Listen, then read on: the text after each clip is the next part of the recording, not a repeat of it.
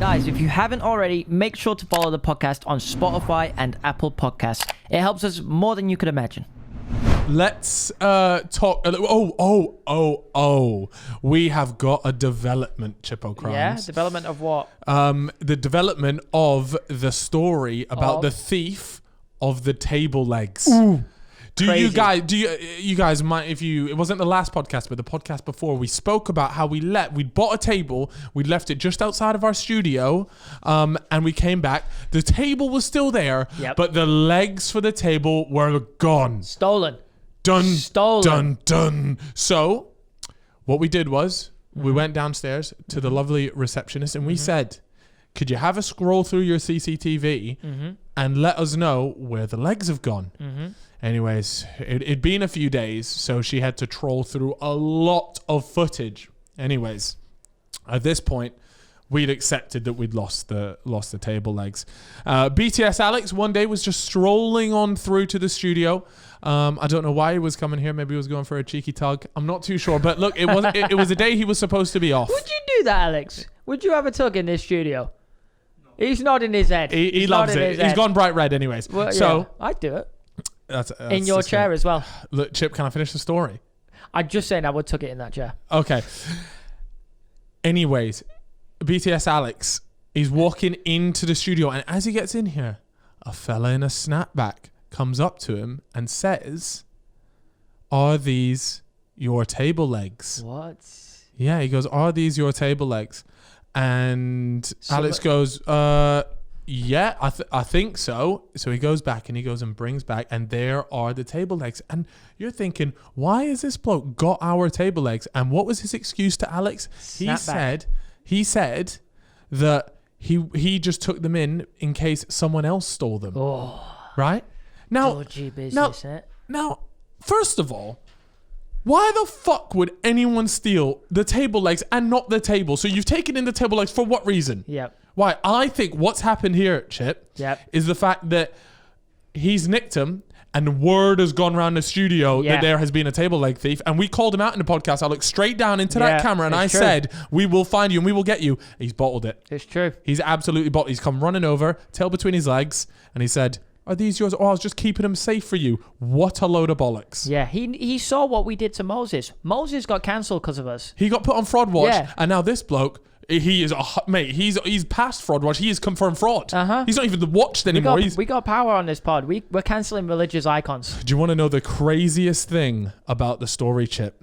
Right. So once that whole scenario went down, we went down to the original receptionist who was scrolling through the CCTV, and we said, "Don't worry. We found the culprit." Yep. Right. And she goes, "That's so weird because I literally was about to tell you guys that I had got to the point in the CCTV where they'd gone missing, but the CCTV had been cut out for 4 minutes." Oh, this is some CSI guys, shit. It went out for 4 minutes, and before the 4 minutes, before the cutout, the table legs were there. It cuts out for 4 minutes, comes back. The table legs were gone. This guy had disabled the fucking CCTV. What? To nab table legs. It's all moving mad. I've never seen a fiasco like this over some table legs. It's making a lot of sense as well. The guy's obviously, in a high place. Is a high-ranking intelligence officer. Yes. Wearing a snapback to go undercover. Who fucking wears a snapback? All we're saying, guys, is that people are trying to bring the Fellas podcast down table leg by table leg, and it won't happen. Yeah. There's waffling agents everywhere. Bro, there is. And guess what? We won't stand for it. Anyways, we had to give you guys a little update on the table legs. The fantastic news is, turns out that we don't even want the table or the table legs, so we've actually purposely left them outside now so that someone doesn't have them. Yeah, we've gone and bought a new desk. IKEA, you can't go wrong. So after that whole thing, didn't even want him in the first place. So Mr. Snapback can come and actually take the tabletop if he'd be so kind. Yeah. But yeah, mate, that was an interesting. What have you been up to? Talk to me. Please tell me you've done something. I have done a lot of crazy stuff in my life. Did I ever tell you the story about when I was younger? I might have already said this, and I wanted to see how long I could hold a poo in. No, what is this story? Come on then. So I must have been like, what, 7? I don't know. teen? I'm wild as fuck. I'm just trying to figure out, I'm doing it for science. So I'm figuring out, let me see how long I can go and just hold. Yeah. Because I've obviously never been too desperate for a poo, but I wanted to see what it was like. Yeah. So we're going and going and going, and I'm holding that shit in How for long was hours, and I'm desperate.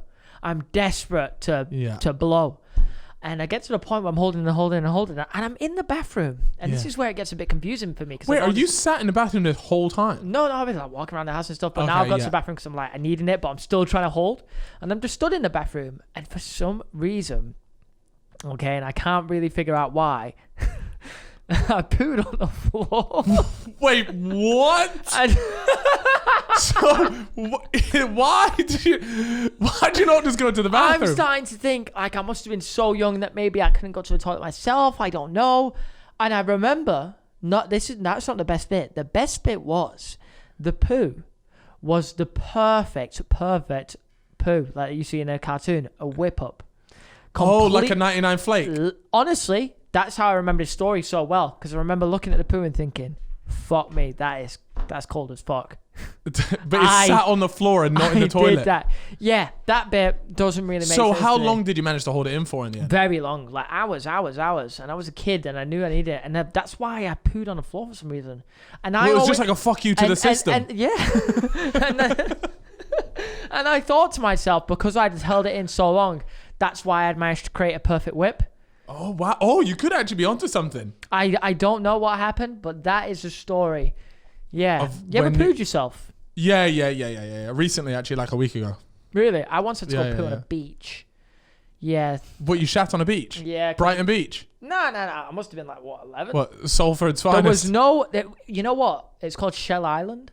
You ever heard of it? It's an island that, like, during the night, it gets cut off. Oh, because of the tides? Something like that. Yeah. Went staying there for camping. Mates invited me there, that lives across the road from me. And I think we all needed a toilet, but we're miles away on the other side of the beach, and there's only like one little like clubhouse there. So we're like, all right, boys, let's crack on right here. Yeah. We're on like the little sand dunes, and we plopped it. You plopped it? Yeah. Yeah, but I wouldn't really, that's not really like shitting yourself. No, Do you know no. what I mean? That's an intentional, you've intentionally done that. I have pooed myself once against a wall when I was like also 8. I was really ill, and I just remember like hallucinating, and my mum was looking after me, and I just was leaned up against the wall being sick, and then I pooed myself. Oh, I'm so sorry. This first bit of the podcast has all been about just shitting ourselves. So, everyone's got those stories though. Yeah, no, it's true actually. I never pissed myself or anything, but yeah, when I was 8. Nah, do you know what? And sometimes I get caught off guard. Is like, for all the fellas out there, like, you know when you go to the toilet and sometimes I'm in such a rush I forget to shake, I'll put it back in, and then a bit of the dribble comes out. Really? And I'm thinking, are you fucking kidding me, man? No, bro. I get vexed because it actually ruins my day, bro. I hate that. But I was in a rush. Like, I had a plane to catch, or like, Mum called me down for dinner. Could I'm in a rush. Always get the hairdryer out and dry it in there. Nah, I usually just change my boxes. Big difference between wet piss and dry piss. Trust me. Well, one's wet and one... Jesus Christ, the state of this podcast at this point. Jesus. Anyway, but before we do move on, yeah. I tap with toilet roll. You don't tap with toilet roll? What, you dab? Bro. You dab the tip? It is an exhilarating experience, honestly. No, I don't do that. I'll give it a good shake. Honestly, it's like walking out a pyramid. You feel like you're being somewhere. Like, you put it back in and it's dry. It's just ready for the day, you know? It's like missing breakfast. You don't do it.